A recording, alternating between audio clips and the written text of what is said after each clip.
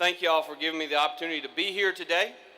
It's always a great opportunity for those of us that serve in public office to come before the leaders of our communities. You're not only the leaders of our businesses, you're the leaders of our communities throughout Mississippi. And I want to thank you for being here. Now, I know that the big draw here is certainly not the politicians. You all came for the catfish today. And I'm not one to be critical, of course, because Blake and his team do a great job. They just do a great job with this event.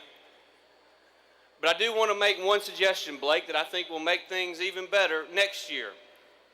If you would just put a big pot of tater tots right there beside the hush puppies next year, I think the event will be even better. You know, when you're in politics, you often find times to look back in your life, and you sometimes find out how unsuccessful you are.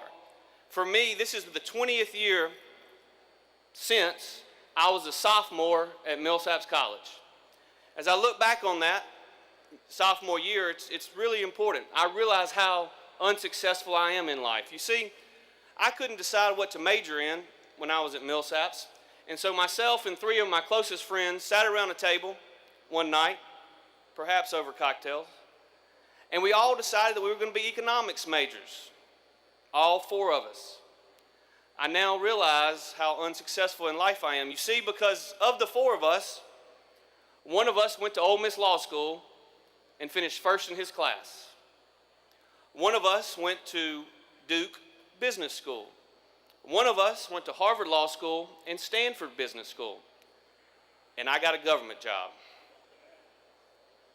But it's a government job that I love because it gives me the opportunity to work with people like Governor Bryant, Speaker Gunn, and the other leaders of this state to make Mississippi a better place.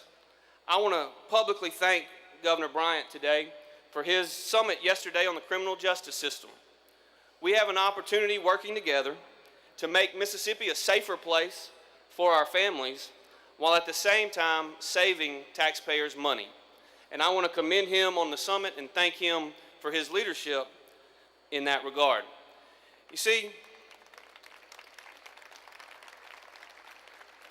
we're fortunate in our state now to have three conservative leaders in the Speaker and the Governor and I that are willing to work together for free market, limited government principles that we believe in. We all campaigned in 2011 and we heard the same thing.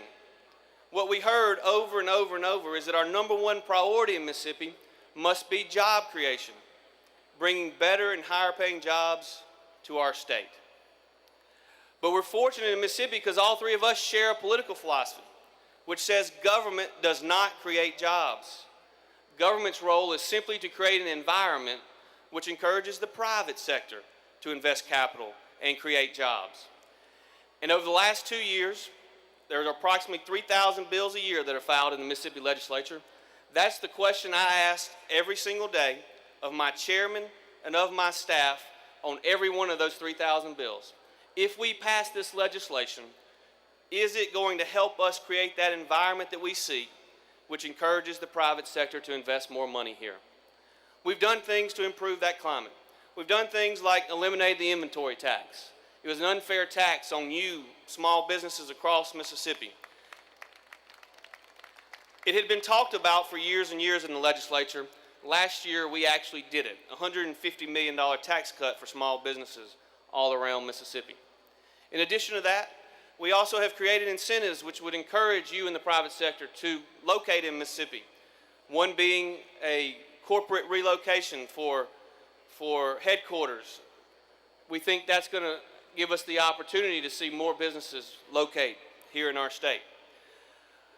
But not only have we worked to improve our tax climate, we believe very strongly that the foundation for economic development is having a fiscally sound government. And so I'm proud that working together over the last 2 years, we've been able to pass a balanced budget that only appropriates 98% of expected revenue, thereby putting 2% set aside. In addition to that, we have over $300 million, which is in excess of 5% of our budget, in one of our 2 rainy day funds. In essence, what we've done is we've invested in our priorities, increasing expenditures for K through 12, increasing expenditures for community colleges, and increasing expenditures for our institutions of higher learning, and virtually everyone else in state government has taken cuts. We're going to continue down that path in investing in our priorities because we're willing to invest in education because we must in our state. Because you see, I'm a conservative Republican that believes intrinsic within our job creation efforts, we must improve the educational attainment level of our citizens.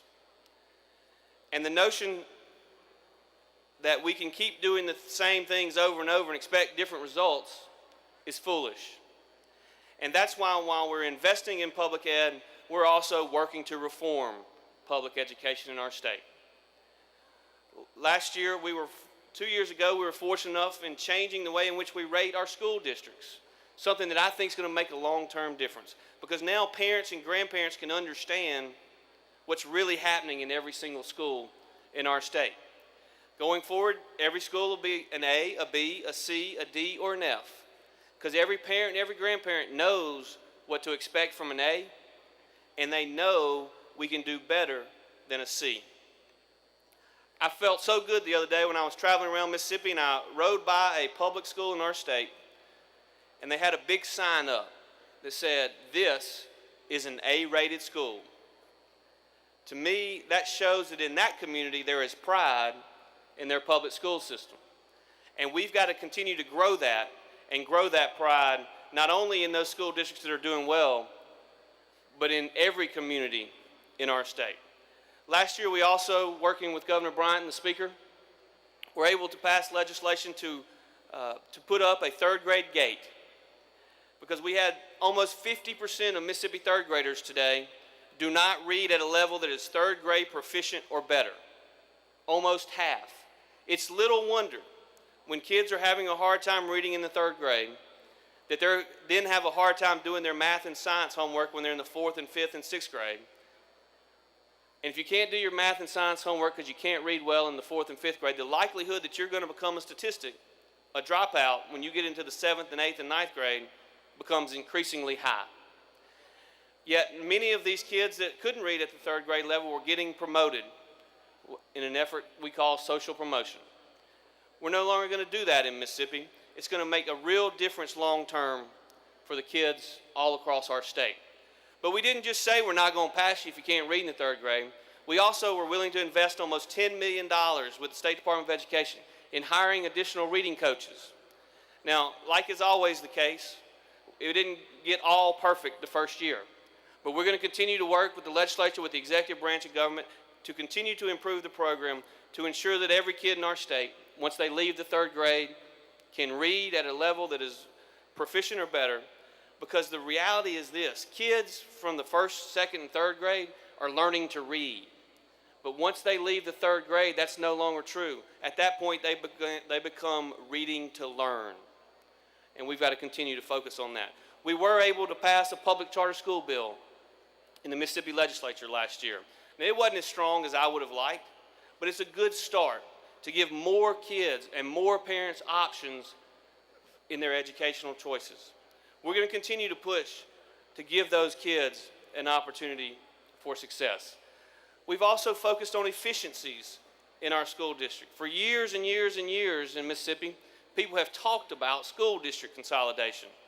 The last 2 years in the Mississippi legislature, we actually did school district consolidation. We've reduced the number of districts going forward by 7. And that's not as many as I want, and we're not done. But we will have 7 less districts in a couple years. The Legislative Peer Committee said that our consolidation efforts in 2 counties, Sunflower and Bolivar alone, will create $3 million in savings. Now that's $3 million that either the locals can choose to return to the taxpayers, because that's where the money came from, or they can choose to invest it in the classroom. Because the thing we know for sure is the best way for every kid to get a quality education is for there to be a quality teacher in every classroom. We're going to continue working down that path. In addition to that, last year, with the support of many of you in this room, strong support from the business community, we made an initial step to having, for communities who want it, an option of pre-K. We're going to continue to work to see what works best to ensure that when kids get to the first grade, that they're ready to start learning. Our efforts are working. I come from a background of economics and finance, and so I'm a numbers guy, and I like to see results. Jeb Bush said what gets measured gets done.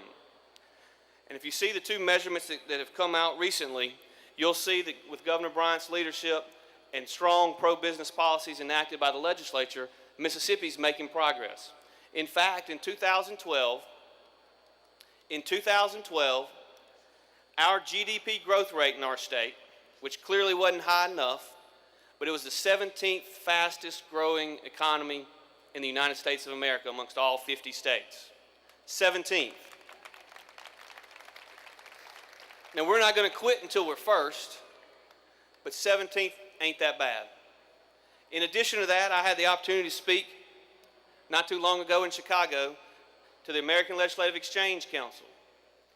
I spoke on the same day that Dr. Art Laffer spoke. Dr. Laffer is the lead economist and lead author of their Rich States, Poor States report.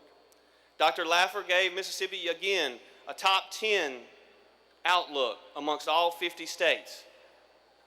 The conservative pro-growth policies that we're putting in place are making a difference in our state. We're not where we want to be, but working together, we can get there. Thank y'all.